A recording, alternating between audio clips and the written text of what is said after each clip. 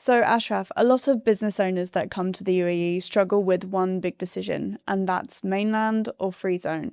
Most of them tend to look at things like cost and full ownership, but is that really the right way to go about it? Let's make it that way. Usually, this is where the misunderstanding starts. The real difference is not the cost, it's how the business is going to operate. Mainland and the free zone, not just two different setup options, they are different operating structure. So the real question is not which one is cheaper, it's how the business will be run by this structure. And when you say how the businesses will run, what should business owners actually be looking for? Honestly, it's a nice question. So basically, they should look how the operation model will go. Where is the client is based? How the company is going to invoice? Are they are selling, no matter is it a trading or a services they are selling mainly inside the UAE, or they have a global clients, right? What activity they are actually running and how the company stand when they reach the banking and taxing reviews. The structure and every structure looks fine in the beginning.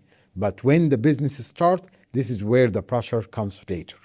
Okay, great. So when does mainland actually become the right choice then? All right. So it is really a strong question. So mainly, mainland become the right structure when business is built around operating directly inside the UAE.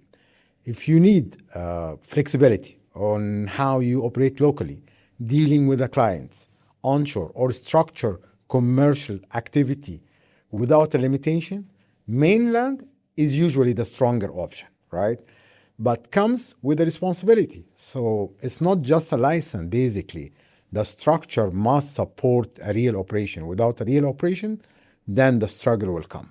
Okay, great. And so with free zone, why do so many businesses choose it and where do they go wrong? Most choose free zone because it sounds easier or more cost efficient, but this is not a strategy. The free zone is very effective structure, but only when it match how the business actually operating. If the structure doesn't match the operation, then the problem doesn't show immediately.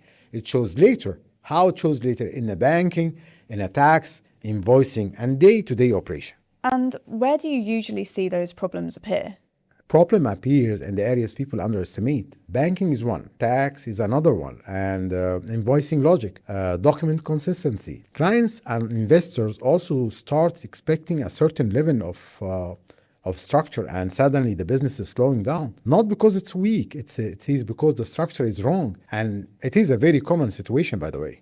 There's also a lot to talk about when it comes to free zone and tax advantages. How should business owners attack that? It is a very tricky question, and the answer should be comes very carefully. Basically, the advantage of tax within the free zone businesses doesn't come automatically. The UAE corporate tax system still apply, and any advantage depends on the condition. This condition is about qualification, activity, and the proper compliance process. So again, it comes back to the structure and the operation and where is your clients are based and how you do your invoicing. So if the structure and let's say not aligned in how the business is operating, so the expectation and the reality will not match. Okay, great. And from your side, where does ProSetup Solutions come into this process?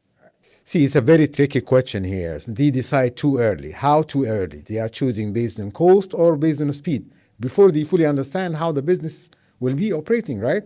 So here is the mistake, because what looks like saving on the beginning often comes as a cost later on.